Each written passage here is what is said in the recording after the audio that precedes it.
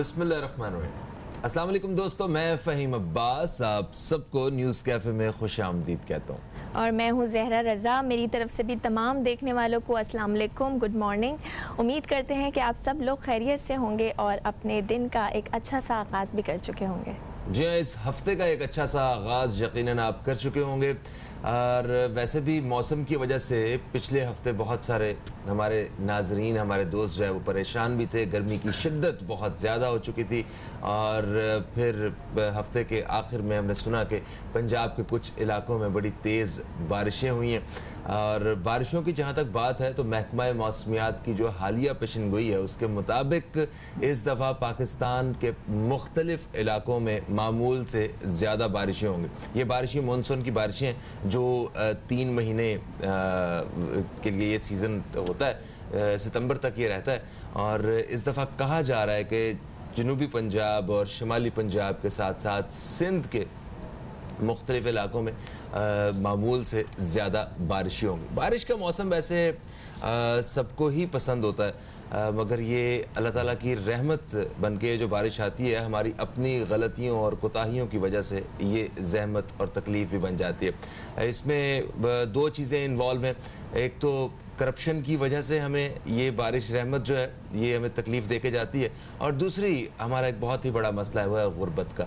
गुर्बत की वजह से भी लोग हम देखते हैं कि परेशान होते हैं। किसी की झोंपड़ी गिर जाती है, किसी की छत गिर जाती है, किसी का घर बह जाता है, किसी का सामान बह जाता है। तो इस तरह की परेशानियां हमें देखने को मिलती हैं। आज हम इसी हवाले से बात करेंगे कि बारिशें मामूल से ज़्यादा इस दफ़ा हो तो रही हैं, बिल्कुल उसके लिए हमारी क्या तैयारी है, इस बारे में बात होगी। कि बारिशें जो हैं वो मामूल से ज़्यादा एक्सपेक्टेड हैं और हम लोग कितने इसके लिए तैयार हैं, आज इस हवाले से हम बात करेंगे। हमारे साथ स्टूडियो में बात करने के लिए इस हवाले से मौजूद हैं आबिद हुसैन मिर्ज़ा, जो कि एक तज्ज़ियाकार हैं। अस्सलाम वालेकुम सर, आपको वेलकम करते हैं शो में। आबिद भाई कैसे हैं आप? बिल्कुल, शुक्र अल्लाह का, माशाल्लाह। ये अच्छी बात है कि हम बारिशों से शोर होने से पहले मिल रहे हैं। जो बाद में हमारी शक्लें बदल चुकी होंगी, हमारे कपड़े लिबास बदल चुके होंगे, जिस तरह से जो बारिशों का जो मैनेजमेंट होता है हमारे मुल्क में, तो ये आपने बड़ा अच्छा कि हम पहले मुलाकात करेंगे। मैं चाहता हूँ ये प्रोग्राम बाद में भी हो ताकि लोग डिफरेंस देखें। बिल्कुल सर, हम पहले भी कर रहे हैं इसी वजह से, ताकि हम लोग उसके लिए पहले से तैयार हो जाएं। सर, महकमा मौसमियात के मुताबिक जो है मानसून सीज़न का जो पहला स्पेल है वो 27 जून से 30 जून तक एक्सपेक्टेड है। पहले से बता भी दिया है और ये भी बता दिया गया है कि इस बार रिकॉर्ड तौर बारिशें होंगी। तो सर, इस मानसून सीज़न के लिए आपको क्या लगता है, हम लोग कितने तैयार हैं? क्या इस बार भी बारिशें होंगी और कराची में वही एक समंदर होगा और उसमें कश्तियाँ चल रही होंगी? देखिए, जहाँ तक तैयारी का ताल्लुक़ है तो हमें अपने सबसे पहले अपने मुल्क की सूरत हाल को देखते हुए अपने अस्पताल कैजुअल्टियों को तैयार रखना चाहिए। हमारे मुल्क में ना सिर्फ ये है कि बारिशें जो है अज़ाब बन जाती हैं, बल्कि इसमें बहुत से दूसरे इदारों का बड़ा कंट्रीब्यूशन है। यानी ख़राब करने में, बिगाड़ने में कुछ लोग बहुत आगे होते हैं। हालांकि आप देखें कि जब एक शख्स अपने घर को साफ़ सुथरा रख सकता है, अपनी छत को मजबूत कर सकता है, तो अपने मुल्क को क्यों नहीं बेहतर करता है, वो शख्स होता है। अब ये जो चीज़ें, जो बारिशों का मौसम आ रहा है, मैंने देखा कि अच्छे मकानात जो अच्छी सतह पे बनाए गए थे वो भी टपकने लगते हैं, उनके पानी और छतें जो है उनकी पानी डैमेज कर देता है। हमें ये सब बातें सोचनी चाहिए। हालांकि हमारा मुल्क बहुत ही सेंसिबल लोगों पे मुश्तमिल है। हमारे लोगों के ज़मीर जो है वो बाज़मीर लोग हैं, हमें इनका यूटिलाइजेशन नहीं आता है। अगर हम अपने लोगों को, अपने सीनियर्स को, अपने जिसमें हमारे जो है हमारी हुकूमत शामिल है, हमारे NGOs शामिल हैं, अगर हम बैठ के मीटिंग्स कर लें, पहले तो प्लान कर लें हम सब बैठ के, तो मैं समझता हूँ हमारी बहुत से मुश्किल आसान। मीटिंग्स तो बहुत ज़्यादा हो रही होंगी इस दफ़ा के जनाब। बारिशें होने, देखें जिन लोगों ने नालों की सफाई के और इन सारी चीज़ों के वो ठेके लिए हुए थे और अब तो बारिशों की प्रेडिक्शन होगी, उन्हें तो मौत पड़ गई होगी कि अरे ये तो बारिशें होगी, अब तो सारे ऐप खुल जाएंगे।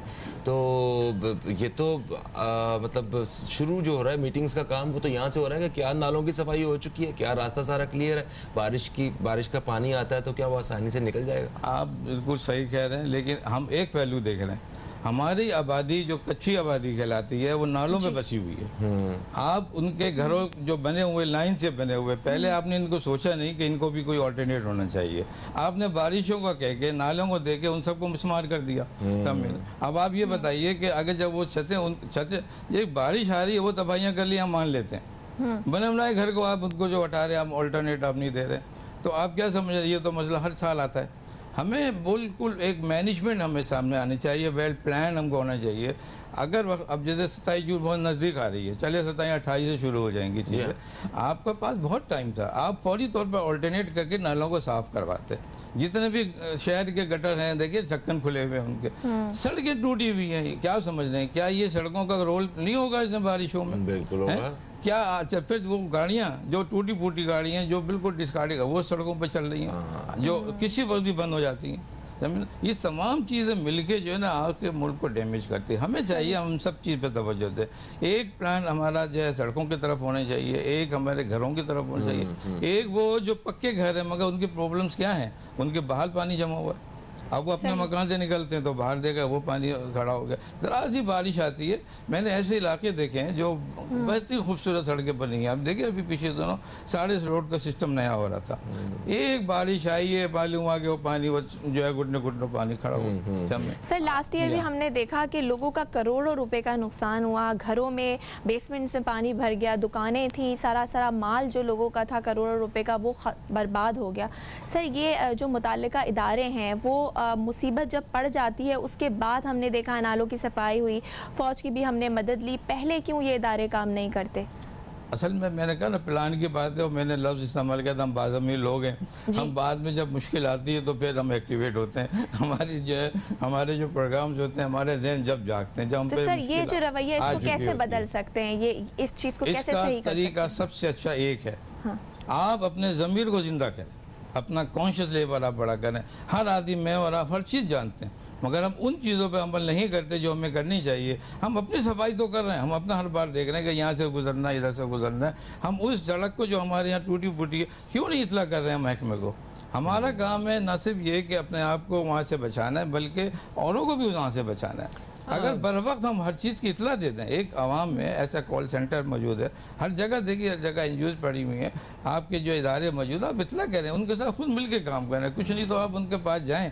हम चाहते हैं हम सब मिल के करेंगे तो हम इससे बहुत जल्दी ओवरकम कर लेंगे। सही। अच्छा अभी कराची की तरक्की के लिए इसके अच्छा खासा फंड जो है वो अलग किया गया है इस बजट में, तो आपको क्या लगता है कि आने वाले सालों में कुछ बेहतरी नजर आएगी? देखिए चेहरे बदल जाते हैं, हुकूमतें बदल जाती हैं, काम हमारा वहीं का वहीं है। क्योंकि माशाल्लाह देखिए हमने बहुत सी हुकूमतें देखी हैं, बहुत सी, ये सिस्टम हमारा जो कॉन्शियस लेवल का है ये इतना समझ लीजिए कि इतना ख़राब हो चुका है कि हमारे जहन चेंज हो चुके हैं, हमें कुछ नज़र ही नहीं आता है।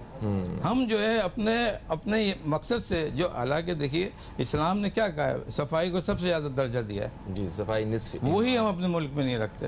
अच्छा ये कुछ और भी है, एक तो ये कि हमारा सीएमओ को चाहिए, हमारी जो मिनिस्ट्री है उनको चाहिए, लेकिन ये मैं समझता हूँ अगर हम सिंध में बैठे और कराची में बैठे और एक हम जाते हैं इस्लामाबाद जाते हैं, हमें वाज़ेह डिफरेंस नज़र आता है सफाई में, पानी के सिस्टम में, सड़कों में।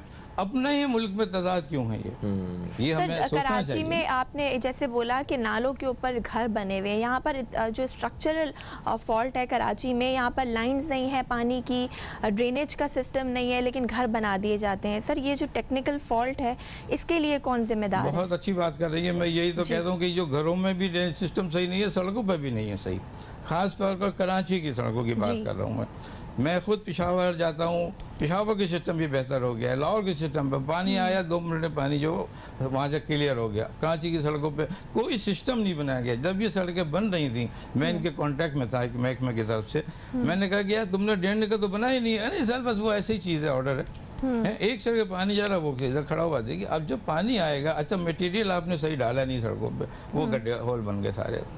हमें ज़रूरी है कि हम अपना कॉन्शियस लेवल को बेहतर करें, प्लान करें और चेक एंड बैलेंस करें। हमारे यहाँ ठेके मिल जाते हैं लोगों को, ठेकेदारों को ठेके ले लेते हैं, दे दागे कर लेते हैं, उन पर कोई देखने वाला, सर्विलेंस वाला कोई भी नहीं होता, वो अपनी मर्जी से काम करते हैं, अपनी मर्जी को देखते हैं। मैं ये समझता हूँ कि अगर एक रोड का किसी को ठेका दिया गया है, उसको आखिर तक उसको चेक एंड बैलेंस करना, उसका उस सड़क को वो ब्रेक हो रही है बनाना भी उसी की जिम्मेदारी है कि जो जिसने के लिए हमारे यहाँ मुल्क में जो करप्शन है वो हमारे मसाइल को और ज्यादा बढ़ाता है ना। तो अब करप्शन पे तो रातों रात तो को काबू नहीं पाया जा सकता, तो इसके लिए आप क्या समझते हैं? इस हमारे प्रोग्राम के तवज्जुद से आप क्या बात करना चाहिए? मैं सिर्फ इतना ही कहना चाहता हूँ कि देखिए जो भी चीज़ है, अगर आप जो है वो लोग, जैसे आपने बताया कि कनालों पे जो है कोई कच्ची आबादी आ गई है, इनको आबाद होने से पहले हमें सोचना है। जब आप इनको यहाँ से हटा के अल्टरनेट दे रहे हैं, आप क्या समझें कि दोबारा यहाँ आबादी नहीं आ जाएगी? ये हम देख रहे हैं, 50 साल से हम देख रहे हैं ये कि सब कुछ होता है, फिर वापस वो आबादी आ जाती है। हमें घर को जो है एक तरह से एक यूनिट के तौर पर देखना है। हमें अपने गरीबों को भी उसी नज़र से देखना है जिनको अमीरों को हम देखते हैं। हमारे यहाँ गुर्बत बढ़ती चली जा रही है, हमारे यहाँ जो एम्प्लॉयमेंट का रेशियो है बिल्कुल गिरता चला जा रहा है। हमें हर सब तवज्जो की ज़रूरत है। सफाई के लेके जो सर्विसेज हो रही है, हमें उनको देखना है, उनके मकानात को देखना है। हाँ देखिए, हाउस बिल्डिंग के वो लोन दे देती है, हाउस बिल्डिंग वो कहती है कि ठीक है आप मकान बनाइए, आप मकान के वो उसका रेंट कैसे देंगे? वो क्या वो उनकी सर्विसेज बहाल है? इस तरह से नहीं। हमारे यहाँ डेली वेजेस का काम बहुत ज़्यादा होते हैं। ये बिल्कुल एक बारिश का अगर स्पेल आता है, आप देखिएगा वो इतना डैमेज लोगों को कर देता है, अच्छे खासे लोग बेरोजगार हो जाते हैं। उनकी गाड़ियाँ, उनके घर, उनकी सड़कें, उनके रास्ते बंद है। सब कुछ सही है तो रास्ते बंद हो गए, वो आप जो है वो क्रॉस नहीं कर सकते। देखिए ये तमाम चीज़ें हम उस पर कर सकते हैं जब हमारे दिलों में एहसास पैदा होगा। बात ये नहीं है कि कौन सी सियासी पार्टी कितनी मजबूत है और कौन सी सियासी पार्टी मजबूत नहीं है। सियासी पार्टी में भी वही पाकिस्तानी है, एक में भी वही है, दूसरी में भी वही है, तीसरे में भी वही है। हमें अपने आप को सतह पर देखना होगा। सही। हम अपने तौर पे अपने अमल को बेहतर करना होगा। हम जाके मिलजुल के ये कभी ना सोचें कि हुकूमत का फर्ज है या आपका फर्ज है। नहीं, मेरा भी फर्ज अच्छा, आपने बड़ी अच्छी बात की कि हम जो है वो अपने घर को घर समझते हैं, अपने मुल्क को घर नहीं समझते। तो हमें मुल्क को भी घर समझना होगा। कचरे जो है वो आधा पानी जो है वो कचरों की वजह से ब्लॉक हो जाता है नालों में, जो हम लोगों ने फेंके होते हैं नालों के अंदर। खैर, एक वक्फे का वक्त है दोस्तों। वक्फे के बाद वापस आएंगे तो आबिद मिर्जा साहब से इसी मौजू पर बातचीत का सिलसिला जारी रखेंगे। कहीं मत जाइए, अब तक देखते रहिए न्यूज़ कैफे, देखते रहिए।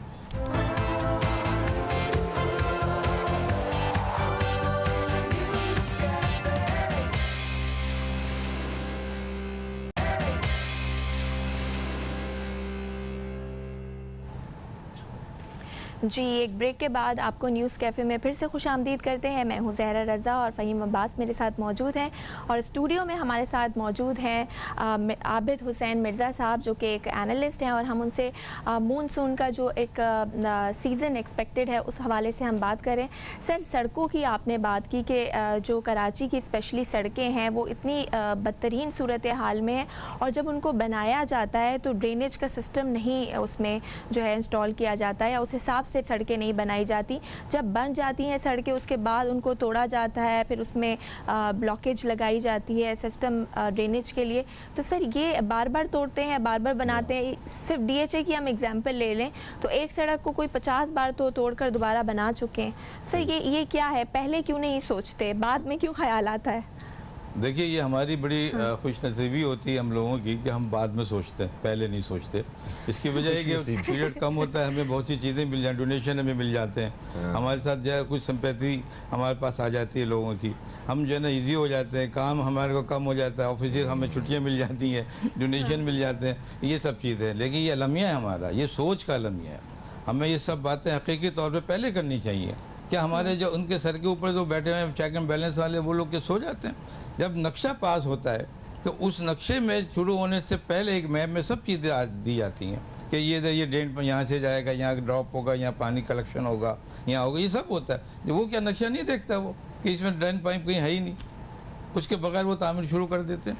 मैं समझता हूँ कि अगर ये हुकूमत हमारी ऐसे मुल्क की आ जाए जो सख्त वाली हो, तो ये तो मैं समझता हूँ कि ये तो बहुत मुजरमाना गफलत है ये तो। अच्छा अब भाई देखिए, बारिश की वजह से जो नुकसान होता है, ज़्यादा बारिश की वजह से, जैसे किसी की छत गिर गई या कोई किसी का सामान बह गया, नुकसान हो गया, वो तो सही है, मगर कीमती इंसानी जानों को कैसे बचाया जा सकता है, ये असल सवाल है। और ख़ास तौर पे जो गुज़श्ता वाक़यात में हमने देखा कि बिजली के खंभों और बिजली की तारों की वजह से भी बहुत सारी माओं ने अपने बेटों की जान गंवाई। तो इस बारे में क्या कहेंगे? बहुत अच्छी बात की है, और इस पर जब मैं इस पर बात करता हूँ तो मेरा सर शर्म से झुक जाता है। हर साल हर वक्त जब भी ज़रा सी बारिश हो या ज़्यादा या कम बारिश हो, हमारे यहाँ अमवात होती हैं। इसमें सिर्फ बारिश का ही कसूर नहीं है, बारिश तो रहमत के लिए आई थी हमारे पास, हमने उसको इतना जहमत बनाया। देखिए, जो मकानात बने थे उसमें मटेरियल भी सही नहीं था, उसको भी चेक नहीं किया गया। उनका एक तो कसूर ये हुआ कि उन्होंने सस्ते के बेस पे कि पैसा कम है चलो छत बना लो। इसके बाद जो इलेक्ट्रिक सप्लाई की गई थी वो भी वीक थी।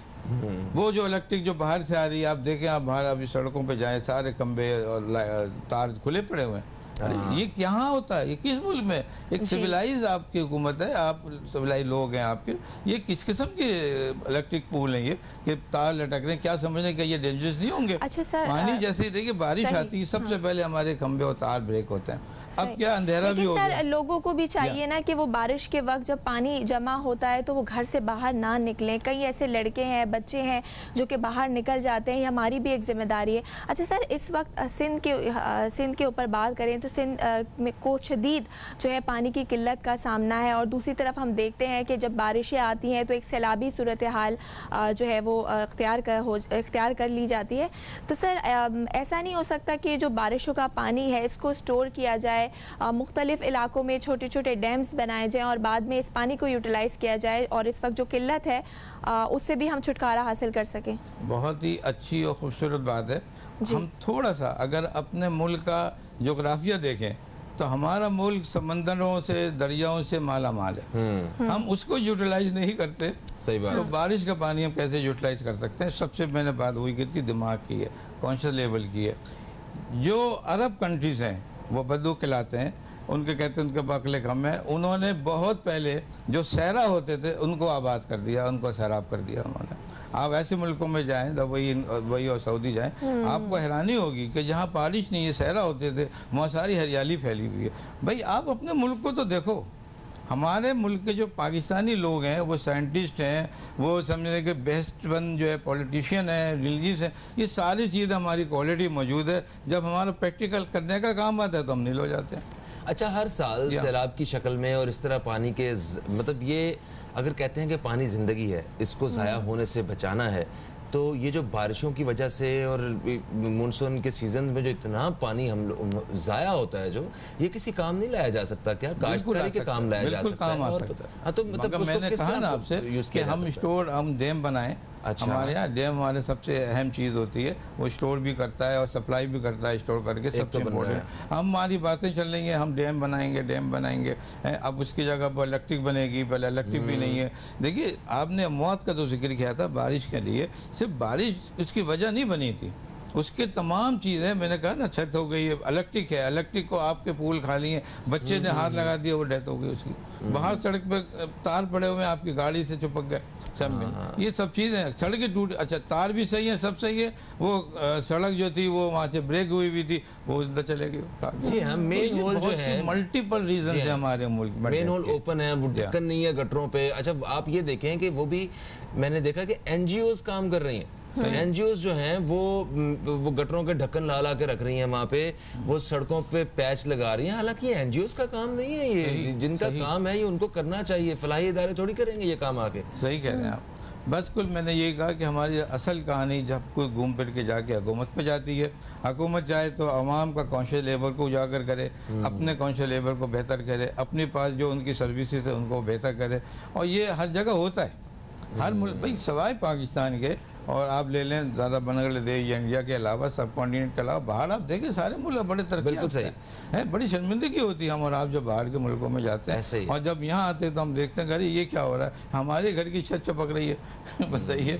ये तो बड़ी कंक्रीट से बनाई गई थी, इसे क्या होगा? हाँ। तो मैं समझता हूँ कि हमें बहुत ज़्यादा चेक एंड बैलेंस की ज़रूरत है, और हर सतह पे इलेक्टेड वालों के, अब जैसे मानसून की हवाएं बारिश आ रही है, पूरा जो है हमारे जो मिनिस्टर है, एक मिनिस्टर हमारा इलेक्ट्रिक वालों से मुज़ाकरात करे, एक हमारे जो पानी सप्लाई यहाँ कर रहे हैं उनसे करें, पहले से हदायत जारी करें ताकि आपको क्या करना है, क्या तो आप क्या समझते हैं हुकूमत को इस वक्त हंगामी तौर पर क्या इकदामात लेने चाहिए? जो भी मुतल्लिका इदारे हैं, सॉलिड वेस्ट मैनेजमेंट बोर्ड को या दूसरे जो इदारे हैं, उनको क्या करना चाहिए, और आवाम को भी आप क्या मैसेज देना चाहिए? देखिए, मैं तो सबको यही कहता हूँ कि सबसे पहले जो हमारा एक यूनिट है, हमारा जो एक शहरी है उसको ये सोचना चाहिए कि ये घर भी मेरा है, ये शहर भी मेरा है, ये मुल्क भी मेरा है। यही चीज़ एक मिनिस्ट्री में होना चाहिए। मिनिस्टर जो बैठा है वो यही सोचे कि आज मेरी कुर्सी तो है लेकिन मैं इस मुल्क का एक सिटीजन हूँ, मैं शहर को मैं चला रहा हूँ, मैं मुल्क को मैं चला रहा हूँ। ये सारे अगर अपने अपने सतहों को देखेंगे तो देखिए, घर वाला घर से बाहर निकला, मिनिस्ट्री ने अपना काम कर दिया, आपने अपना काम किया, आपका मुल्क सदाबहार हो गया। यही बारिश के लिए आप कहेंगे सब अल्लाह मियाँ और बारिश अता फरमाए। हम तो कहते हैं कि जब बारिश आई कि या अल्लाह बंद कर जल्दी इसे, समझे ना।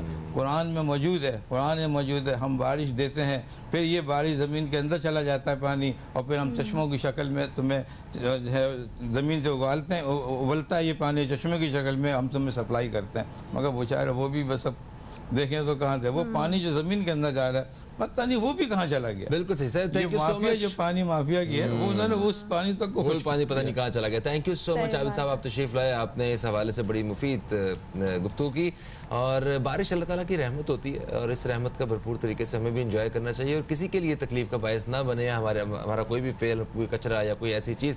खैर, इस हवाले से हम मजीद आपको अपडेट करते रहेंगे अपने प्रोग्राम में। एक वक्फे की तरफ बढ़ेंगे, वक्फे से वापस आएंगे तो एक अलग मौजू पर बात होगी। कहीं मत जाइए, अब तक देखते रहिए न्यूज़ कैफे, देखते रहिए।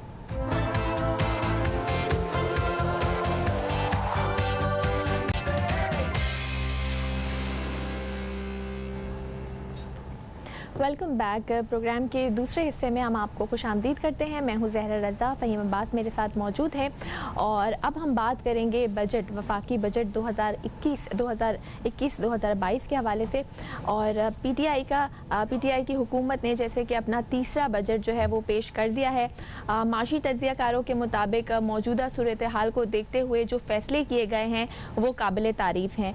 जबकि अपोजिशन की बात की जाए तो उनका कहना है कि आवाम एक नए महंगाई के तूफ़ान के लिए तैयार हो जाए। बिलावल भुट्टो ने आवाम पर 450 अरब रुपए टैक्स को जालिमाना करार दे दिया। कहा हुकूमत ने कोई भी ऐसी चीज़ नहीं छोड़ी जिस पर टैक्स ना लगाया हो। और उनका मज़ीद कहना था कि पीटीआई IMF बजट में टैक्सेस के नाम पर डाके को मुस्तरद करते हैं। शाहिद खाकान अब्बासी का कहना है कि फूड इन्फ्लेशन जो है वो 15% है, जबकि तनख्वाहों में सिर्फ 10% इजाफा किया गया है। इसके अलावा सलीम मानवी वाला का कहना था कि ऑनलाइन सेल टैक्स पर नज़रसानी करनी चाहिए और ख़ाम तेल पर 13% टैक्स को भी देखना होगा। ये तो थे अपोजिशन के बयानात, लेकिन एक आम आदमी की बात करें तो उसका सवाल यही है कि इस बजट में हमारे लिए क्या है या इस बजट से हमें क्या फ़ायदा होगा। तो इस सारी सूरत हाल के हवाले से आज हम बात करेंगे। हमारे साथ स्टूडियो में जो गेस्ट मौजूद हैं उनका तारुफ कराना चाहेंगे। हमारे साथ हैं अकमल चौधरी साहब जो कि एक तज्जियाकार हैं, हम उनको वेलकम करते हैं शो में। अस्सलाम वालेकुम। अस्सलाम वालेकुम चौधरी साहब, कैसी तबीयत है आपकी? माशाल्लाह, बस दुआएं चल रही हैं सर आपके सामने। क्या बात है, ज़बरदस्त। बजट के बारे में क्या ख्यालात हैं आपके? कैसा बजट पेश किया गया माजी के हिसाब से? ज़रा इस दफ़ा कैसी सूरत हाल है? बजट जो है ना वो मिला जुला जो है ना रुझान है उसमें। देखें, इन्होंने थोड़े से जो हमारी बिजनेस कम्युनिटी है और जो रियल इस्टेट से वाबस्ता लोग हैं उनके दीनाना मुतालबात को तस्लीम किया है, इसलिए आप देखें उनकी तरफ से कोई बहुत ज़्यादा रेजरमेंट नहीं आई। फॉर एग्जांपल उन्होंने कैश विदड्रॉल्स और उसके ऊपर टैक्स ख़त्म किया है। जी हाँ, जी हाँ। इसी तरीके से वो टैक्स प्रोफाइल को जो अपडेट करने का एक सिलसिला था मार्च, अप्रैल और फिर जून तक एक्सटेंड किया, वो कहानी ख़त्म कर दी। उसके बाद शनाख्ती कार्ड जो था, यानी हर वो चीज़ जिससे लोग टैक्स नेट में आ सकते थे वो इस गवर्नमेंट ने इम्प्लीमेंट नहीं की। अच्छा, वो नहीं की। टैक्स नेट में आने वाली तो यही चीज़ें हैं ना। इस तरह पॉइंट ऑफ सेल जो कि मतलब उसको इम्प्लीमेंट करना था उसको इन्होंने ऑप्शनल कर दिया कि जो लगाएगा तो उसको इंसेंटिव मिल जाएगा। ठीक है, अच्छी बात है। तो अब इस किस्म की चीज़ें दे के एक मतलब फिर जो है ना आपने वो कैश इकोनॉमी का और एक जो पैरेलल ब्लैक इकोनॉमी आपकी चल रही होती है उसके लिए गवर्नमेंट ने रास्ता बराबर किया है। अब उसका हल पता नहीं कहाँ से इनके दिमाग में आया होगा कि चलो भाई किसी भी तरीके से ब्लैक ही सही, इकोनॉमी तो चले ना। क्योंकि ज़ाहिर है आपके सामने है फूड इन्फ्लेशन का क्या हाल है, उसके बाद पॉवर्टी का जो है वो देखें, अनएम्प्लॉयमेंट का देखें, जो मेन जो इंडिकेटर हैं जो आम आदमी से रिलेटेड है। बाकी चीज़ें जो है ना वो आम आदमी से रिलेटेड नहीं है, लेकिन पॉवर्टी हो गई, अनएम्प्लॉयमेंट हो गई, inflation, they are directly relationship with poor man. अब इस वक्त पाकिस्तान में आप ये देखें कि तकरीबन 70% जो पॉपुलेशन है वो या गरीब है या गुर्बत की सतह से नीचे ज़िंदगी, तकरीबन 40% तो कन्फर्म है जो कि गुर्बत की सतह से भी नीचे ज़िंदगी गुजार रहे हैं। तो अब उनको हमने एड्रेस करना है कि उनके लिए इस बजट में क्या था। ठीक है।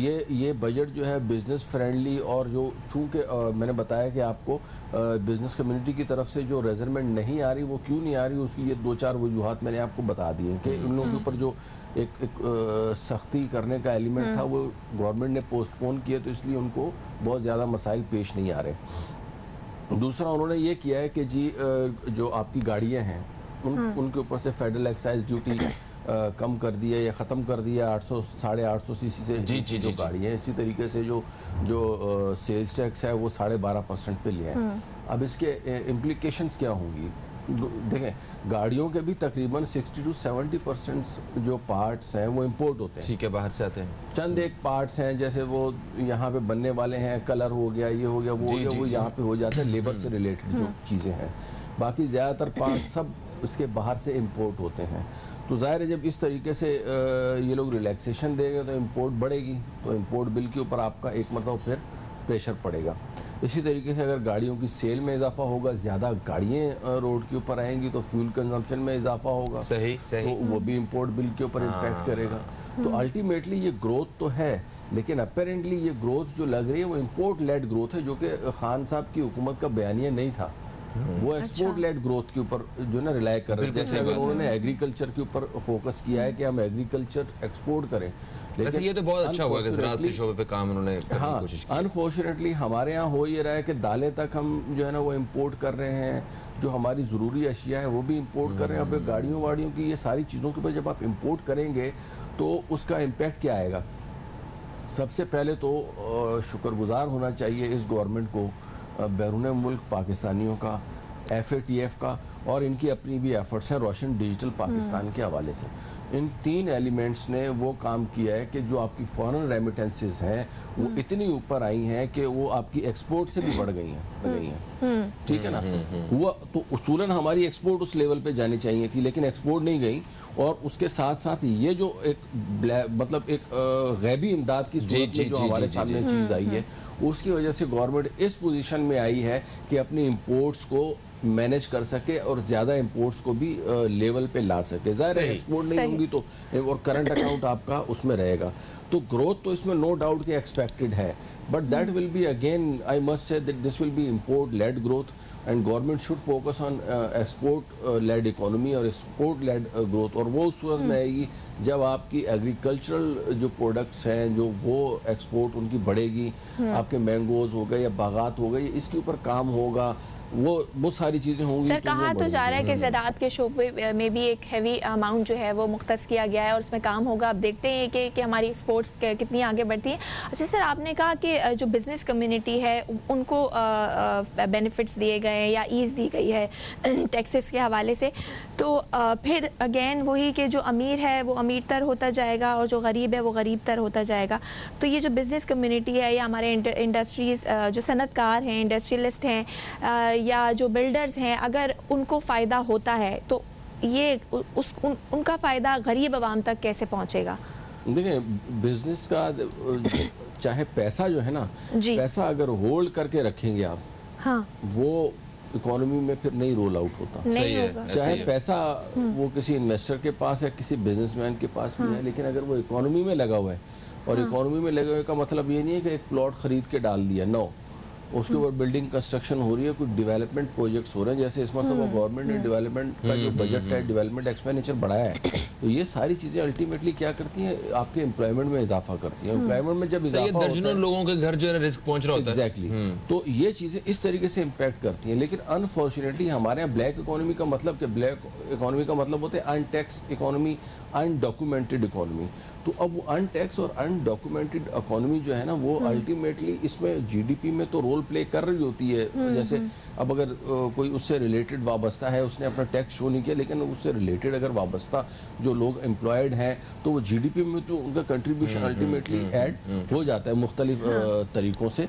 तो इस चीज़ के ऊपर गवर्नमेंट ने फोकस किया। देखें एम्प्लॉयमेंट के ऊपर इसका क्या और किस तरीके का इम्पैक्ट आता है। लेकिन मैं एक चीज़ें आपको बता रहा हूँ आज के प्रोग्राम में। नंबर 1 जो फ्यूचर का जो हमारा ट्रेंड सेट होगा ना, उसमें 3 अवामिल बड़े इम्पोर्टेंट। नंबर 1 कोविड के ऊपर हम कैसे बिहेव करते हैं, दुनिया कैसे रिएक्ट करती है, उनकी इंडस्ट्री कैसे चलती है और हमारी इंडस्ट्री कैसे चलती है, ये सबसे की फीचर होगा। दूसरा, गवर्नमेंट अपनी एक्सपोर्ट्स को किस हद तक ऊपर लेके जाती है। और तीसरा, ये जो रेमिटेंसेस हैं ये पिछले साल की तरह कंटिन्यू रहती हैं, इनमें कमी होती है या इजाफा होता है। इजाफा होगा गवर्नमेंट के फेवर में जाएगा, कमी होगी तो गवर्नमेंट के लिए अहदाफ हासिल करना मुश्किल होगा। क्योंकि इन्होंने अब टैक्सेस में जो इस्लाहात किए हैं, कुछ फेडरल एक्साइज ड्यूटी कम की है। अब आपको पता है कि आजकल लोग जो है ना कॉल के बजाय मोबाइल डेटा ज़्यादा यूज़ कर रहे हैं, व्हाट्सअप और फेसबुक अला बला। तो इन्होंने कहा कि जी चलो जी उधर से कम करो, इधर से कर दो, तो वो कान को यहाँ से नहीं यहाँ से पकड़ लिया, तो इससे बहुत ज़्यादा इम्पैक्ट आएगा नहीं। और उसके अलावा डिजिटलाइजेशन की वजह से भी हमारे यहाँ बहुत ज़्यादा इसका नेट का यूज़ हो रहा है जी, वो भी इम्पैक्ट डालेगा। सर इसके हवाले से भी बात करेंगे, लेकिन फिलहाल वक्त हो गया एक ब्रेक का। कहीं मत जाइए, मिलते हैं एक ब्रेक के बाद।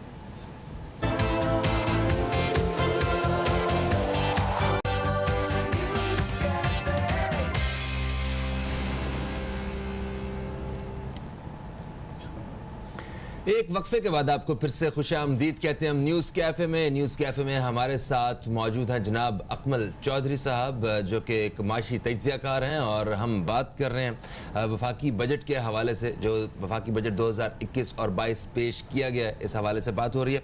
अच्छा सर, हमारा जो बजट पेश किया गया है, इसमें ये बेसिकली जो इन्हिसार कर रहा है, ये गैर मुल्की कर्ज़े हैं, ग्रांट्स हैं, और जितने गैर मुल्की पाकिस्तानी अपने अजीज़ों प्यारों को जो पाकिस्तान में जो रकमें भेजते हैं उस पर डिपेंड करता है। और इसके साथ साथ एक ख़ास जो बहुत बड़ा पार्टिसिपेशन है वो टैक्स रिकवरी का भी है। तो 5,800 अरब का हदफ इस दफ़ा हमने बनाया। तो ये जो पूरी प्लानिंग की गई है, इसमें टैक्स कलेक्शन के लिए मतलब क्या ऐसा नया किया गया है कि जिसकी वजह से पहले से ज़्यादा टारगेट्स अचीव हो सकेंगे? देखिए, ये टैक्स कलेक्शन जो है ना, this is part of fiscal policy. तो ये जो फॉरेन रेमिटेंसेस होती हैं, ये बजट का हिस्सा नहीं होती, ये तो करंट अकाउंट में जो है ना वो इंक्लूड होती है। तो इसका ताल्लुक मॉनेटरी पॉलिसी से ज़्यादा होता है। ठीक है। तो जो हमारा करंट अकाउंट होता है, फिस्कल पॉलिसी तो बजट और टैक्स से रिलेटेड और गवर्नमेंट के इनकम एक्सपेंस और पब्लिक सेक्टर डेवलपमेंट प्रोग्राम के ऊपर डिपेंड कर रहा होता है कि वो किस हद तक होते हैं। गवर्नमेंट अगर पब्लिक सेक्टर डेवलपमेंट प्रोग्राम ज़्यादा से ज़्यादा उसके ऊपर इन्वेस्ट करेगी तो उससे एम्प्लॉयमेंट भी बढ़ती है, उससे जीडीपी के ऊपर भी अच्छा इम्पैक्ट आता है, ठीक है, और उससे टैक्स का भी अल्टीमेटली जो वॉल्यूम है वो बढ़ता है। क्योंकि हमारे यहाँ आपको पता है इनडायरेक्ट टैक्सेस ज़्यादा हैं। तो ज़ाहिर है कि जब एक आम आदमी, लोग बोलते हैं ना ये आम गरीब आदमी टैक्स पे नहीं करता, तो ज़ाहिर जब गरीब आदमी चाहे कुछ भी लेता है, चाय की पत्ती भी लेता है तो उसके ऊपर भी टैक्स है, ठीक है ना। उसके बाद अगर वो सिगरेट लेता है तो उसके ऊपर भी टैक्स है। तो नॉर्मल जो हमारे यहाँ इनडायरेक्ट टैक्सेस हैं वो इतने हैं कि इससे अल्टीमेटली अगर जीडीपी में इजाफा होगा तो टैक्स कलेक्शन में इजाफा होगा। इसलिए जो है ना वो हम लोग हर मरतबा प्रोग्राम में यही कहते हैं कि गवर्नमेंट जो है ना वो ज़्यादा अपना फोकस करे पब्लिक सेक्टर डेवलपमेंट प्रोग्राम्स के ऊपर, ताकि जितने पब्लिक सेक्टर डेवलपमेंट प्रोग्राम्स होंगे उससे मुल्क की भी तरक्की में इजाफा होगा। जैसे स्मॉल एंड मीडियम इंटरप्राइजेस के हवाले से जोन्स वगैरह बना दिए, वहाँ पे सड़कें बना दी, पुल बना दिए। अब मैं आपको एक छोटी सी मिसाल देता हूँ, मतलब अब इस आवाम के साथ आप जुल्म की इंतहा देखें कि आपका जो रेलवे का जो निज़ाम है वो किस हद तक फरसुदा हो चुका है कि जो अंग्रेज़ छोड़ के गए थे हमने उसी की मेंटेनेंस रखी हुई है, हम उससे आगे कोई बहुत ज़्यादा सब्सटेंशियल काम नहीं कर सके। और हर साल दूसरी तरफ जी हाँ, दूसरी तरफ आप देखें कि जी आपका वो जो मोटरवे बना है पेशावर से लेके और ये अभी सखर तक जो पहुँचा है, तो इसको भी कुछ 20 साल लगे हैं। ये 2001-2 से इसका काम शुरू हुआ तो मुख्तलिफ फेजेस में होते और मैं once I was coming through road, तो आप यकीन करें मुल्तान से और सखर जो है ना 3-3.5 घंटे में पहुंच गया। लेकिन उस फिर सखर से आगे कराची तकरीबन सेम डिस्टेंस है, उधर 6 से 7 घंटे लग गए। इतनी ट्रैफिक और सारे ट्राले और ये वो। तो मुझे जो है ना वो अपने ऊपर भी गुस्सा आ रहा था, हुक्मरानों के ऊपर भी आ रहा था कि यार ये हम किस मुल्क में रह रहे हैं कि जहाँ पे अगर मुझे सखर से कराची आना है तो मुझे जो है ना एक ट्रक की लाल बत्ती के पीछे लग के आना पड़ेगा। जी हाँ, ऐसे ही है। तो इस वजह से अब उसके ऊपर भी सुना है कि गवर्नमेंट ने वो मुख्तस किए हैं कुछ पैसे, जो सखर से हैदराबाद मोटरवे है तो वो उससे सीपैक का पार्ट है। तो उसके ऊपर अगर वो बन जाता तो ज़िंदगी थोड़ी सी आसान हो जाएगी। लाहौर से कराची, इस्लामाबाद से कराची का फासला जो है ना वो बहुत हद तक जो है ना वो कम हो जाएगा और बंदा बड़ा स्मूथली ड्राइव कर सकता है। ठीक है सर, ये जो आपने कहा कि इस पे होना चाहिए, इससे पहले भी जो बजट्स आते रहे हैं उसमें भी तरक्याती बजट्स में इस तरह के प्रोजेक्ट्स पे एक अमाउंट मुख्तस की जाती है, लेकिन फिर वो करप्शन की भी तो नज़र हो जाता है। मसला तो ये है सारा करप्शन का। ठीक है, नहीं करप्शन वो कैसे हम अब करप्शन होती है तो हम क्या करें, पब्लिक सेक्टर डेवलपमेंट। अब करप्शन एक अलग चैप्टर है और वही जो है ना ये सिंध गवर्नमेंट सर तभी तो 20 साल लग गए ना, आपने अभी मोटरवे का बताया, बिकॉज ऑफ करप्शन इतना डिले हो जाता है उस चीज़ में। हाँ, फेडरल गवर्नमेंट का और सिंध गवर्नमेंट का अलग, इसी बात पे तो फड्डा चल रहा है। आप वो इनको नहीं दे रहे कि ये आप करप्शन करते हैं, वो ये कह रहे हैं कि आपका राइट नहीं है, तो बीच में पेश कौन रहा है? वो कह रहे हैं कि आप सिंध के साथ जो है नाइंसाफी करते हैं, यहाँ पे तरक्याती काम नहीं हुए, तो वो हुकूमत की तरफ से बयान आ रहा है कि आप सड़ रहे हैं क्योंकि हम तरक्की के काम कर लिए। सर देखें, जो सरकारी इदारे हैं जहाँ से कमाई होती है, जैसे पाकिस्तान रेलवे है, PIA है और इस तरह के बहुत सारे इदारे जिनको मतलब हमारे ऊपर बोझ नहीं बनना चाहिए बल्कि सपोर्ट करना चाहिए, वो क्यों खसारे में है, मुसलसल खसारे में क्यों है? कोई भी हुकूमत आके कोई वाज़े बदलाव नहीं पैदा कर सकी है। देखिए, असल में ये जो इदारे हैं, 3 बड़े इदारे हैं। देखें आप, पाकिस्तान स्टील को और सर्कुलर डेट, ये जो पावर कंपनी के साथ मुआहदों की शक्ल में जो होता है ना कि ये PSO का देना है, PSO ने पावर कंपनीज का देना है, पावर कंपनीज ने गवर्नमेंट का देना है, तो ये सर्कल जो बन जाता है। तो ये सर्कुलर डेट, स्टील मिल और PIA, ये 3 ऐसे इदारे हैं कि जो गवर्नमेंट का एक अच्छा खासा रेवेन्यू जो है ना वो हर साल खा जाते हैं। बजाय इसके कि ये कंट्रीब्यूट करें, ये उल्टा गवर्नमेंट के रेवेन्यू में से इनको बाकायदा एक हिस्सा पे करना पड़ता है। गवर्नमेंट के जो अखराजात है ना, उसमें सबसे जो बड़ा एलिमेंट है वो है डेट सर्विसिंग का। तकरीबन 3.5-4 हज़ार अरब जो है ना, तकरीबन 50% से भी ज़्यादा जो है वो इस वक्त आपकी डेट सर्विसिंग के ऊपर जाएगा, जो भी GDP बनेगा। अच्छा, उसके बाद साहब माजरत चाहता हूँ, आप यहीं से कंटिन्यू कीजिएगा। एक वक्फे पे हमें अचानक जाना पड़ गया, एक वक्फे के बाद दोस्तों आपसे दोबारा मुलाकात हो रही, कहीं मत जाइए, अब तक देखते रहिए न्यूज़ कैफे, देखते रहिए।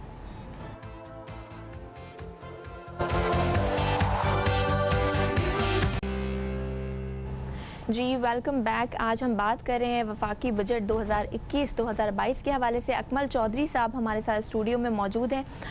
सर, जो इकनॉमिक एनालिस्ट हैं उनकी तरफ से कहा जा रहा है कि जो भी फैसले लिए गए हैं इस बजट में वो काबिल तारीफ़ हैं। आप क्या समझते हैं? दूसरा, अपोजिशन की अगर बात की जाए वो तो कुछ और कह रहे हैं कि अब हुकूमत, अब महंगाई का एक नया तूफ़ान जो है वो आने वाला है। एक और बात कि वज़ीर ख़जाना की जानिब से पेट्रोलियम की मसनूआत की कीमतों में बढ़ने का भी एक इशारा दिया गया है। तो अगर पेट्रोल बढ़ता है इट मीन्स के सारी चीज़ें महंगी हो जाएंगी। तो अपोजिशन का कहना सही है? बिल्कुल, किसी हद तक जो है ना इस हवाले से जो अपोजिशन का बयानिया है उसमें सदाकत है। जैसा मैंने आपसे कहा ना कि 3 चीज़ों के ऊपर इन्हिसार होगा, तो उनमें एक चीज़ ये भी है कि how international community respond to Covid. अगर इंटरनेशनली मार्केटें खुल जाती हैं, ठीक है ना, तो फिर पाकिस्तानी एक्सपोर्टर्स को टफ टाइम मिलेगा, इनको ज़्यादा कंपटीशन का सामना करना पड़ेगा और उससे फ्यूल की प्राइसेस भी इंक्रीज़ होंगी। जब फ्यूल की प्राइसेस इंक्रीज़ होंगी तो ऑटोमेटिकली हमारे यहाँ पे भी फ्यूल की प्राइसेस इंक्रीज़ होंगी, ठीक है। अच्छा, उससे इन लोगों का टैक्स रेवेन्यू बढ़ जाएगा, जो कि गवर्नमेंट ये क्लेम कर रही है कि हमने टैक्स लगाया नहीं है। तो बेसिकली चूँकि वो इन टर्म्स ऑफ परसेंटेज होता है टैक्स, तो जब टैक्स की कीमतें बढ़ेंगी तो ऑटोमेटिकली जो है वो टैक्स जो है वो इनका ज़्यादा आना शुरू हो जाएगा, ठीक है ना। लेकिन उससे होगा ये कि कॉस्ट ऑफ डूइंग बिजनेस जो है वो बढ़ जाएगी। जब कॉस्ट ऑफ डूइंग बिजनेस बढ़ेगी तो उससे फिर हमारे जो एक्सपोर्टर्स हैं ये इंटरनेशनल मार्केट में तो कम्पीट नहीं कर सकेंगे। तो अगर कोविड की वजह से हाँ इंडिया दूसरे मुल्कों की जो दुकानें बंद रहती हैं या उनकी कंपनीज इतनी नहीं चलती जैसा कि पिछले साल में हुआ, तो शायद जो वो इस गवर्नमेंट को एज मिल जाए। तो इट डिपेंड्स ऑन कोविड, ठीक है ना। ठीक है। उसके बाद जो लोकल इंडस्ट्री की अगर हम बात करते हैं तो गवर्नमेंट ने जो लोन्स वगैरह के हवाले से जो स्कीमें निकाली हैं, अब ये कागजात की हद तक तो बहुत हैं। अब जैसे एक कामयाब नौजवान प्रोग्राम है और उसमें इन्होंने किया हुआ है कि जी लोगों को सस्ते कर्जे देंगे, घर के लिए कर्जा देंगे। आप चले जाएं किसी बैंक में, किसी एक बैंक में चले जाएं, उनको ये भी नहीं पता कि कैसे मिलना है, आपके क्या डॉक्यूमेंट्स चाहिए। अच्छा, उसमें फिर जो रूटीन की अपडेट्स आ रही हैं वो क्या है। तो अब ये कौन कर्जे दे रहा है, किसको मिल रहे हैं, कहाँ मिल रहे हैं, हमें तो नहीं पता कि क्या डेटा है। इसी तरीके से कामयाब नौजवान में जी जो हुनरमंद नौजवान है उनको हम कर्जे दे तो रहे हो, हमें भी तो पता चले किसको दे रहे हो। सही है, यानी कि उसको आसान करने की जरूरत है और शफाफ करने की जरूरत है। इवन जो जिन बैंक्स के थ्रू दे रहे हैं उन बैंकों को नहीं पता कि किस तरीके से दे रहे हैं। सिर्फ और सिर्फ लार्ज स्केल मैन्युफैक्चरिंग में जहाँ पे इन्होंने प्रोफेशनल्स बिठाए हुए हैं, उन्होंने स्टेट बैंक ने जो स्कीम दी थी सैलरीज के लिए लोन ले लें और ये ले लें, उन्होंने तो अवेल किया। लेकिन आम एक निचले तबके का एक बेचारा जो वो रहीम यार खान का एक जो किसान है, तो उसको अगर बैंक से या वो लोन लेना है तो हाउ ही विल। बिल्कुल सही, बिल्कुल सही। अच्छा, अपोजिशन के हवाले से बात करते हैं इस बजट से जुड़े रहते हुए। जिस तरह के जब बजट की तकरीर हो रही थी तो आपने देखा होगा, सबने देखा कि जो अपोजिशन के अरकान थे वो कुछ सुनने को ही तैयार नहीं थे और वो बाकायदा शोर शराबा होता रहा कि ये सुने बगैर कि आखिर क्या क्या कहा क्या जा रहा है, शायद उसमें कोई एक आध बात ठीक भी हो। अच्छा, फिर ये कहा जा रहा है कि अभी एहसन इकबाल साहब वो जो हमारा प्रोग्राम देख रहे हैं, उन्होंने ये ब्रेकिंग न्यूज़ में देखा होगा, वो फरमा रहे थे कि हुकूमत के पास कोई माशी प्लान ही नहीं। उन्होंने फिर साथ ये भी कहा कि एक्सपोर्ट्स भी नहीं बढ़ रही हैं, जीडीपी के हवाले से अच्छी खासी तनकीद की जा रही है। गुज़श्ता हुकूमतों को भी अपने जब उन्होंने बजट पेश किया ऐसी ही तनकीद का सामना करना पड़ा।